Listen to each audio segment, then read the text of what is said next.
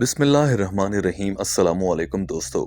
دوسروں کے قصور معاف کرنا خدائی صفت ہے اور خدا یہی صفت اپنے بندوں میں بھی دیکھنا چاہتا ہے۔ اسی لیے اللہ تعالیٰ نے اہل ایمان کو مخاطب کرتے ہوئے فرمایا کہ بس معاف کر دو اور درگزر کیا کرو۔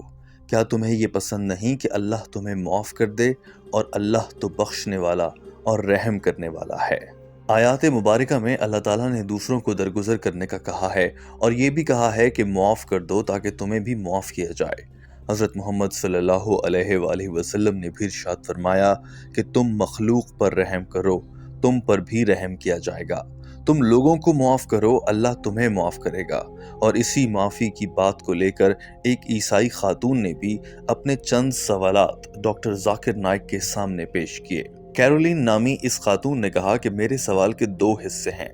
پہلا یہ کہ کیا اسلام معاف کرنے کو پسند کرتا ہے؟ ہاں یا نہ میں جواب دیجیے گا۔ ڈاکٹر ذاکر نائک نے جواب دیا کہ اسلام معاف کرنے کو پسندیدہ ترین عمل قرار دیتا ہے۔ در حقیقت قرآن کی ہر آیت سے پہلے بسم اللہ پڑھنے کا کہا گیا ہے، جس کا ترجمہ ہے کہ شروع اللہ کے نام سے جو بڑا مہربان اور نہایت رحم کرنے والا ہے۔ اس خاتون نے یہ جواب سن کر سوال کا دوسرا حصہ دیا اور کہا کہ اگر اسلام معاف کرنے کو پسند کرتا ہے تو کیوں آنر کلنگ کی جاتی ہے؟ غیرت کے نام پر کیوں دوسروں کی جان لی جاتی ہے؟ ڈاکٹر صاحب نے اس خاتون سے وضاحت مانگی کہ آنر کلنگ سے اس کی کیا مراد ہے۔ اس خاتون نے بتایا کہ قتل کے بدلے قتل، جیسا کہ کسی نے میرے بھائی کو قتل کیا تو مجھے بھی اجازت ہے کہ اس کو قتل کر دوں۔ یہ سوال اور ڈاکٹر صاحب کا جواب آپ کو سناتے ہیں۔ Does Islam propagate acts of forgiveness? Yes or no? Does Islam propagate acts of forgiveness? Ustaz, the question, does Islam propagate acts of forgiveness? Of course, yes. And every chapter, every surah of the glorious Quran begins with the formula, Bismillah ar-Rahman ar-Rahim. In the name of Allah, most gracious, most merciful. So why does it? Yes, sister. Second part of the question. And the second part of the question is, why Interrupt does me, it yes, no permit? Why does Islam permit honor killings? Honor killing. Yes. What do you mean by honor killing, sister? Honor killing, the right to avenge your brother's blood in the name of Allah. It might be out of context, but I just need to know if there's Sister, an the answer question to that- this. If I get you mean honor killing means if someone kills any human being to take revenge. Yes. That's what you mean. Yes. دوستو، اس خاتون نے کہا کہ میں نے بہت سی کتابوں میں پڑھ رکھا ہے اور لوگوں سے بھی سنا ہے کہ ان کو قتل کرنے کی اجازت ہے کیونکہ ان کے بھائی کو یا کسی قریبی کو اس شخص نے قتل کیا ہے جسے وہ مارنا چاہتے ہیں۔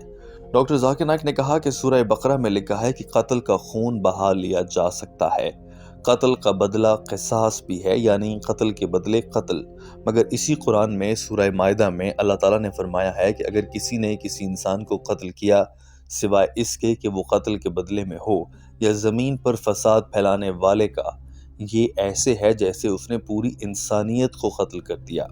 تو کسی کو بھی قتل کرنے کی صرف دو ہی وجوہات ہو سکتی ہیں، ایک تو یہ کہ وہ قاتل ہے، یا پھر یہ کہ وہ زمین پر فساد پھیلاتا ہو۔ اس کے علاوہ قتل کی کسی صورت اجازت نہیں ہے۔ ڈاکٹر ذاکر نائک صاحب نے بتایا کہ یہ بھی ضروری نہیں کہ قاتل کو لازمی قتل ہی کرنا ہے۔ اگر مقتول کے قریبی رشتہ دار چاہیں تو خون بہا یا بلڈ منی لے سکتے ہیں، اگر نہیں تو قتل کی اجازت بھی ہے، مگر اس صورت میں کہ مرنے والا معصوم ہے۔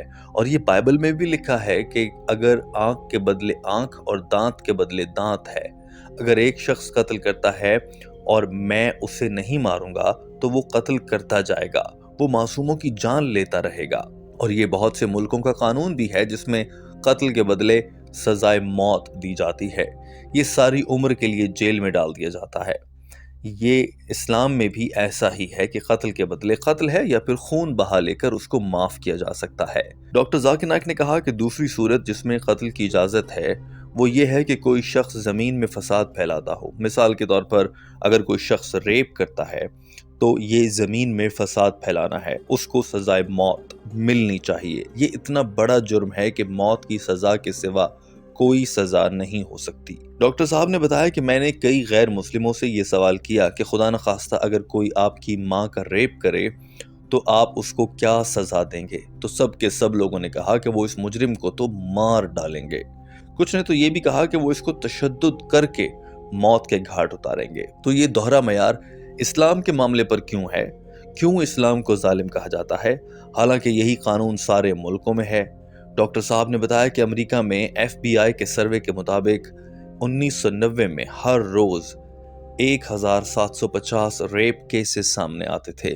1996 کے سروے کے مطابق یہ تعداد بڑھ کر 2730 ہو گئی، مطلب ہر 32 سیکنڈ میں امریکہ میں ایک ریپ ہو رہا ہے۔ ہمیں اس سوال و جواب کے سیشن میں 3 گھنٹے ہو چکے ہیں، مطلب امریکہ میں اس وقت میں 300 ریپ ہو چکے ہوں گے۔ افراد تالیاں بجانے پر مجبور ہو گئے۔ دوستو یہ مناظر آپ بھی دیکھیے۔ You know, in America, which happens to be one of the most advanced countries in the world, according to the FBI statistics, in 1990, every day on average, 1,756 cases of rape took place.